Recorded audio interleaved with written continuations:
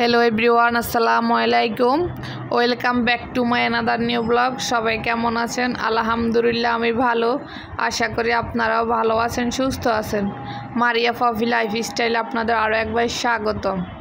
আজকে আমি সকাল থেকে কাজ শুরু করে দিয়েছি। আজকে আমার বাসায় কিছু নতুন ফার্নিচার আসবে, এজন্য এখানে এটা আমার গতকালকে শুক্রবারের ভিডিও আপলোড করতেছি। আজকে আয়রার বাবা বাসায় থাকে শুক্রবারে মাঝে মধ্যে, তো আজকে আয়রার বাবা কি করছে, সকালে মুগ ডাল ভাজি, নেহারি, তন্দুল রুটি এগুলো নিয়ে এসেছে সকালে নাস্তা করার জন্য। জানে আমি সারাদিন আমি আর মা কাজ করি, কয়দিন আমাদের অনেক কাজ, সকালে নাস্তা তৈরি করতে সময় পাই না, এই জন্য সকালে নিয়ে এসেছে।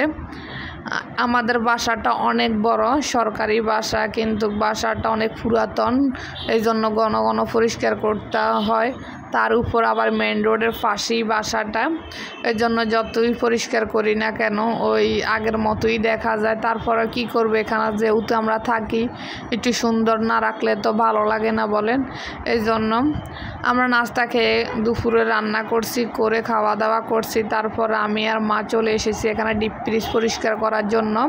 আমি প্রতি বছর একবার ডিপ ফ্রিজটা পুরো A to Z ক্লিন করি, কারণ এটা প্রতি মাসে করতে পারি না। আমার মা সুপারি রাখে, বছরে একবার সুপারি নিয়ে আসে আমাদের লক্ষ্মীপুর থেকে কিনে এনে ডিপ ফ্রিজ করে। আমার মা আবার এই সুপারি ছাড়া পান খেতে পারে না, আমার মা আবার পান খায়, এর জন্য আমার মা সুপারি এনে ডিপ ফ্রিজ করে।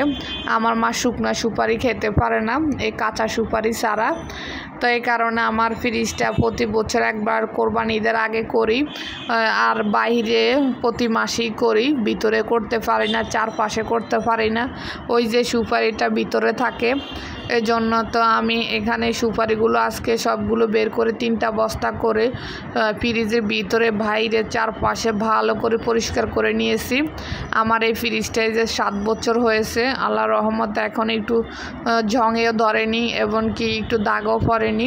আমি এভাবে ফ্রিজ রাখি, একটু নষ্ট হয় না। আমার ফ্রিজ নষ্ট হয়ে যাবে এমনিতে, কিন্তু একটু জংও পড়বে না, কিংবা একটু মরিচাও ধরবে না, কিচ্ছু হবে না, একবারে যেরকম ফ্রিজ ওই রকমই থাকবে। আমাদের দোনোটা ফ্রিজ একই রকম আছে। এটা 7 বছর উপর হয়েছে, আল্লাহর রহমতে এখনও দেখেন পুরো নতুনের মতে আছে।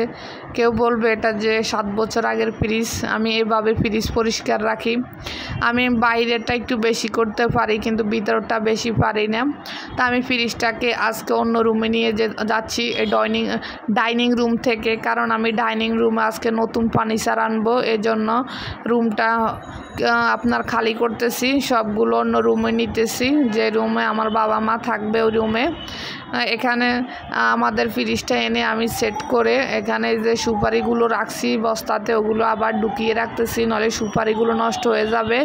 আমার মা আমাকে এই যে কাঁচের গ্লাসগুলো ভালো করে পরিষ্কার করে দিয়েছে, এর জন্য আমি মা সেট আপও করে দিয়েছে, আমরা সব কিছু রেখে দিয়েছি এই রুমে আর কি, আমার বাবা মা থাকবে। তারপরে ফ্রিজের উপরে যে জানালাটা ছিল, ওই জানালাটা আমি ভালো করে পরিষ্কার করবো, এটা তো পরে আর পারবো না সহজে করতে। এখন যেহেতু সুযোগ পেয়েছি, ফার্নিচারগুলো বের করে নিতেছি রুম থেকে, এই জন্য আমি ভালো করে জানালাটা পরিষ্কার করতেছি।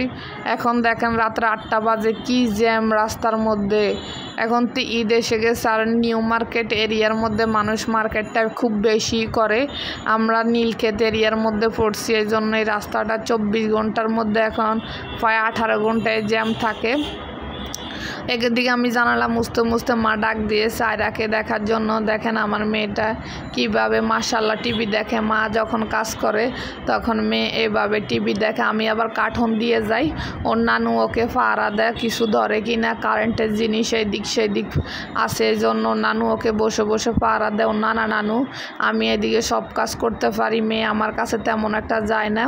ওর একটা ডল আছে, ডলটাও খুব পছন্দ করে, এই ডলটা নিয়ে ও সারাক্ষণ টিভি দেখে। দেখে আমি এদিকে কাজ করে শেষ করতে পারি। ও আবার কার্টুন খুব পছন্দ করে, এই জন্য আমি ওকে কার্টুন দিয়ে রাখি। আমার কাছে তেমন একটা যায় না। তো মেয়েকে দেখে আসলাম, দেখে এসে যে আমি আবার জানালাটাকে পুরো পরিষ্কার করে নিতেছি। বাকি অংশগুলো প্রথম বিম লিকুইড আর গরম পানি দিয়ে পরিষ্কার করছি, এখন একটা শুকনা ন্যাকড়া দিয়ে হালকা ভিজিয়ে এই যে ভালো করে ঘষে ঘষে পরিষ্কার করতেছি। আমি এভাবে আমাদের রোডের পাশের জানালাগুলো পরিষ্কার করি। দেখেন এখন অনেক সুন্দর হয়ে গেছে। এরকম যদি সব সময় থাকে তাহলে আর কিছু লাগে বলেন। তো এখানে আমার সবগুলো ফার্নিচার আমি অন্য রুমে নিতেছি, কারণ আজকে আমি চেয়ার টেবিল আনবো। আমি অনেক দিনের শখ, আমাদের বাসায় যে চেয়ার টেবিল ছিল ওটা প্লাস্টিকের, আমার অনেক দিনের শখ যে কাঁচের চেয়ার টেবিল আনবো। তো মা এনে দিয়েছে, এবার আমি অর্ডার করে এসেছি, ওনারা বলছে আজকে রাত্রে এনে দিবে। এই জন্য আমি আজকে পুরো রুমটাই সুন্দর করে নিতেছি। এখানে আমার ফ্রিজের লাইন ছিল, ফ্রিজের লাইনের সুইচটা আমি সুন্দর করে পরিষ্কার করে নিলাম। এখানে ফ্রিজটা ছিল, এই জায়গাটা আমি ভালো করে 2-3 বার করে মুছবো, কারণ ফ্রিজের নিচে তো মোছা যায় না আগে। এই জন্য এখন ভালো করে আমি গরম পানি দিয়ে হুইল পাউডার দিয়ে ভালো করে মুছবো। যেহেতু আমি এখানে চেয়ার টেবিল রাখবো, এই কারণে খুব সুন্দর করে পরিষ্কার করতে হবে। অনেক দিন পর আল্লাহ আমার স্বপ্নটা পূরণ করছে। আমার অনেক দিনের আশা যে একটা চেয়ার টেবিল কিনবো, কিন্তু বাসা কি করব, খালি নেই এই দিক সেই দিক ফার্নিচারগুলো করতে হবে, অনেক কষ্ট ঝামেলা। তো মা বলছে এত কষ্ট না করাই ভালো। পরে ভাবছি না, একটু কষ্ট হলো একটা জিনিস ঘর আনতে পারবো, অনেক শখের। তো এই জন্য আমি এই রুমটা পুরো আমি মা মিলে সুন্দর করেছি। আর যে রুমে আমার মা থাকে ওই রুমে যে আমার আগে চেয়ার টেবিল, এগুলো চাউলের ডাম, তারপরে ফ্রিজ এই রুমে সেট করে দিয়েছি, এই রুমে এগুলো থাকবে। আর আমার ওই রুমে এই রুমটা, এখানে চেয়ার টেবিল থাকবে খালি জায়গায়, এখানে সুকেস, তারপর ওয়াল ক্যাবিনেটটা, তারপর ওই ফ্রিজটা, তারপর ওয়াশিং মেশিন, এগুলো এই রুমেই থাকবে। আর বাকিগুলো ওই রুমে নিয়ে গেছি। আমার রুমটা এখন অনেক জায়গা হয়ে গেছে, আগে বেশি জায়গা ছিল না, ডিপ ফ্রিজে পুরো রুমটা নিয়ে নিছে এর জন্য। তো এই যে আমার চেয়ার টেবিল রাতের মধ্যে এসে পড়েছে। আমার মেয়ে দেখে আমি সারাদিন মোছার কাজ করি, এই জন্য মেয়েও মোছার কাজের মধ্যে লেগে গেছে। সবাই আমার মেয়েটার জন্য দোয়া করবেন। আমার চেয়ার টেবিলগুলো কেমন হয়েছে কমেন্টসে জানাবেন। আমি এই চেয়ার টেবিল সেটটা এনেছি। আজকে এ পর্যন্ত, আল্লাহ হাফিজ।